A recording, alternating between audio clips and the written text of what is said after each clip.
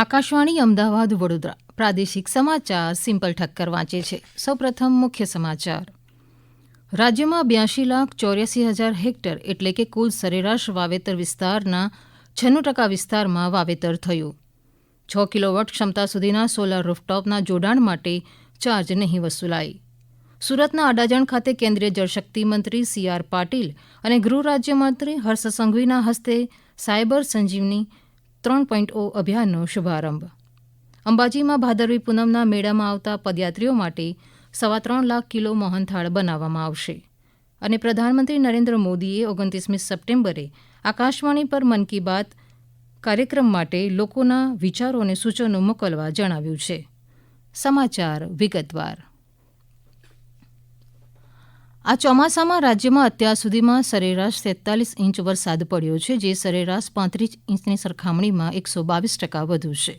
રાજ્યના કુલ 33 જિલ્લા પૈકી 26 જિલ્લાઓમાં 100% કરતાં વધુ અને બાકીના 7 જિલ્લાઓમાં 75% થી 100% જેટલો વધુ વરસાદ પડ્યો છે. 33 જિલ્લામાંથી 18 જિલ્લામાં અતિવૃષ્ટિની સ્થિતિ સર્જાઈ છે. કચ્છ જિલ્લામાં તેના સરેરાશ વરસાદની સામે 183% વરસાદ પડ્યો છે, જ્યારે સૌરાષ્ટ્ર ઝોનમાં 129%, દક્ષિણ ગુજરાત ઝોનમાં 124%, મધ્ય ગુજરાત ઝોનમાં 117%, ઉત્તર ગુજરાત ઝોનમાં 105% વરસાદ પડ્યો છે. રાજ્યમાં 85,58,000 હેક્ટર જમીનમાં ધાન્ય, કઠોળ, તેલીબિયાં, કપાસ સહિતના વિવિધ પાકોનું વાવેતર થાય છે, પણ આ વખતે 82,84,000 હેક્ટરમાં વાવેતર થયું છે, એટલે કે કુલ સરેરાશ વાવેતર વિસ્તારના 96% વિસ્તારમાં વાવેતર થયું છે. દરમિયાન રાજ્યમાં ગઈકાલે નહિવત વરસાદ નોંધાયો છે. સૌથી વધુ 2.5 ઇંચ વરસાદ અરવલ્લી જિલ્લાના ભિલોડ તાલુકામાં નોંધાયો હતો, જ્યારે મહીસાગરના બાલાસિનોર, વલસાડના ઉમરગામ અને પંચમહાલના મોરવા હડફમાં 2-2 ઇંચ વરસાદ પડ્યો હતો. હવામાન વિભાગે આજે અને આવતીકાલે ઉત્તર ગુજરાતમાં કેટલાક જિલ્લાઓમાં ભારે વરસાદનું યલો એલર્ટ જાહેર કર્યું છે.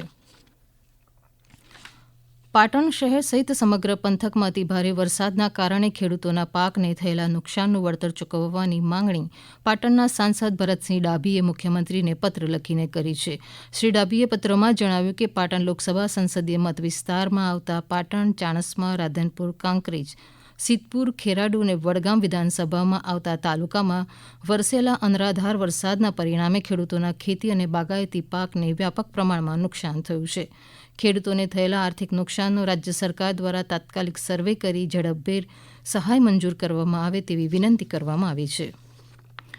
મહીસાગર જિલ્લામાં ભારે વરસાદને પગલે એક મકાનની દિવાલ ધરાશાયી થતાં ધોરણ 10માં અભ્યાસ કરતી દીકરીનું મોત નીપજ્યું હતું. મહીસાગર જિલ્લાના પ્રતિનિધિએ જણાવ્યું, ઘરમાં હાજર અન્ય પરિવાર અને પશુનો આબાદ બચાવ થયો હતો. આ ઘટનાની જાણ થતાં સંતરામપુરના ધારાસભ્ય અને રાજ્યના શિક્ષણ મંત્રી કુબેર ડિંડોરે પરિવારની મુલાકાત લીધી હતી અને વહીવટીતંત્રને તાત્કાલિક ધોરણે સહાય ચૂકવવા સૂચના આપી હતી.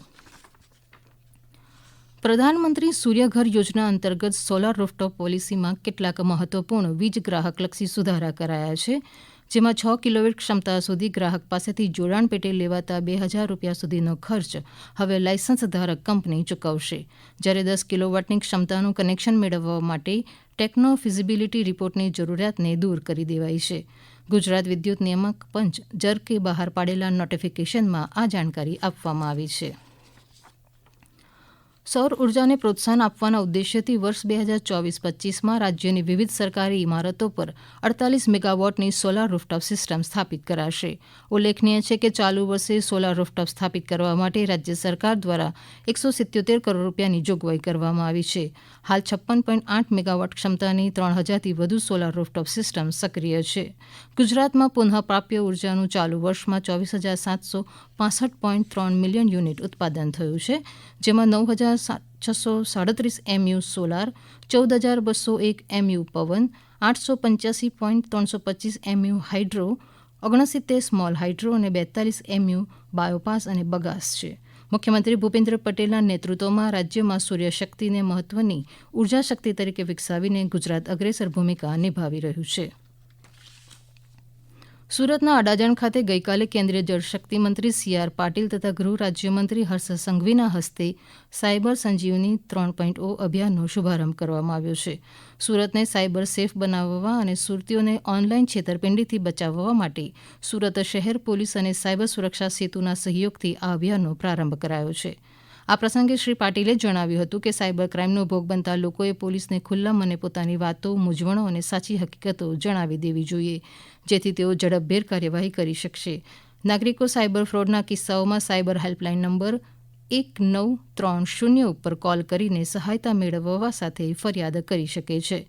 ગૃહ રાજ્યમંત્રીએ જણાવ્યું કે સુરત શહેરના ખૂણે ખૂણે સાયબર સંજીવની વાન ફરીને સાયબર ક્રાઇમથી બચાવવામાં મદદરૂપ બની રહી છે આ સમાચાર આપ આકાશવાણીના અમદાવાદ વડોદરા કેન્દ્ર પરથી સાંભળી રહ્યા છો આ સમાચાર આપ અમારી YouTube channel AIR news Gujarat પર પણ સાંભળી શકશો વધુ સમાચાર માટે આપ અમારા ટ્વિટર હેન્ડલ AIR_ABAD ને ફોલો કરી શકો છો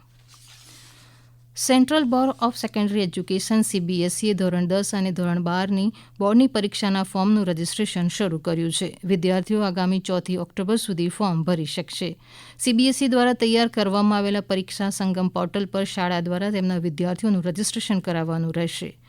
રજીસ્ટ્રેશનની સાથોસાથ LOC લિસ્ટ ઓફ કેન્ડિડેટ પર સબમિટ કરવાનું રહેશે ફી ભરવાની સમય મર્યાદા 4 ઓક્ટોબર છે ત્યારબાદ ભરાયેલી ફીમાં લેટ ફીનો ચાર્જ લાગુ કરાશે જે 15 ઓક્ટોબર સુધી લાગુ રહેશે નવીન અને નવીનીકરણીય ઉર્જા કેન્દ્રીય મંત્રી પ્રહલાદ જોશી આજે સાંજે પત્રકારોને આગામી 16 થી 18 સપ્ટેમ્બર દરમિયાન યોજાનાર global reinvest renewable energy investor meet and expo 2024 અંગે માહિતગાર કરશે ગાંધીનગર ખાતે યોજાનાર global reinvest renewable energy investor meet and expo 2024 અંગે માહિતી આપવા અંગે આજે સાંજે 5:30 કલાકે સ્મરણિંગ સંકુલ 1 ખાતે પત્રકાર પરિષદનું આયોજન કરાયું છે યાત્રાધામ અંબાજી ખાતે ભાદરવી પૂનમના મેળામાં આવતા ભાવિકોને અહીંના મોહનથાળનો પ્રસાદ અચૂક લઈ જાય છે લાખો પદયાત્રીઓની પ્રસાદની માંગને સંતોષવા માટે અંબાજી મંદિર દેવસ્થાન ટ્રસ્ટે મોહનથાળનો પ્રસાદ બનાવવાની કામગીરીનો પ્રારંભ કર્યો છે અંબાજી મંદિર ટ્રસ્ટ દ્વારા 3,24,000 કિલો પ્રસાદ બનાવવામાં આવશે નાના મોટા 24 લાખ જેટલા પ્રસાદના પેકેટ તૈયાર કરવામાં આવશે તેમજ અધિક કલેક્ટર કૌશિક મોદીએ જણાવ્યું હતું આ ઉપરાંત ફરાળી ચીકીનો પણ પ્રસાદ મળશે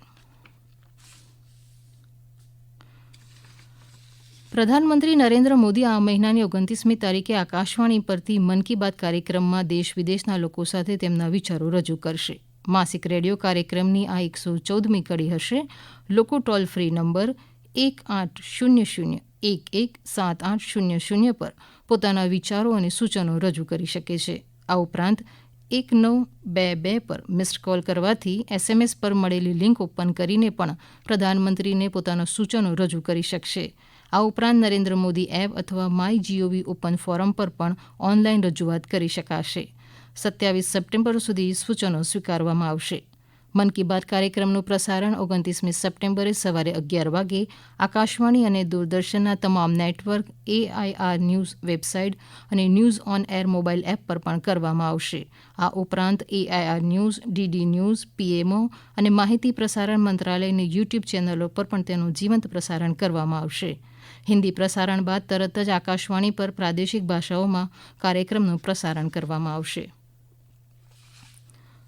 સ્વચ્છ ભારત મિશન નિર્મળ ગુજરાત 2.0 અંતર્ગત 2 ઓક્ટોબરના રોજ સ્વચ્છ ભારત દિવસની ઉજવણી માટે 14 સપ્ટેમ્બરથી 1 ઓક્ટોબર સુધી સ્વચ્છતા હી સેવા ઝુંબેશનું આયોજન કરવામાં આવ્યું છે જે અંતર્ગત ગાંધીનગર જિલ્લામાં વિવિધ કાર્યક્રમોનું આયોજન કરવામાં આવ્યું છે 6 થી 9 સપ્ટેમ્બર દરમિયાન સ્વચ્છતા વોક યોજાશે 10 થી 13 સપ્ટેમ્બર દરમિયાન બ્લેક સપોર્ટની ઓળખની કામગીરી કરવામાં આવશે 14 થી 21 સપ્ટેમ્બર સુધી દરેક સરકારી કચેરી શાળાઓ અને કોલેજોમાં સ્વચ્છતાના શપથ લેવડાવવા અને મહાસફાઈ શ્રમદાન ઝુંબેશ પણ યોજાશે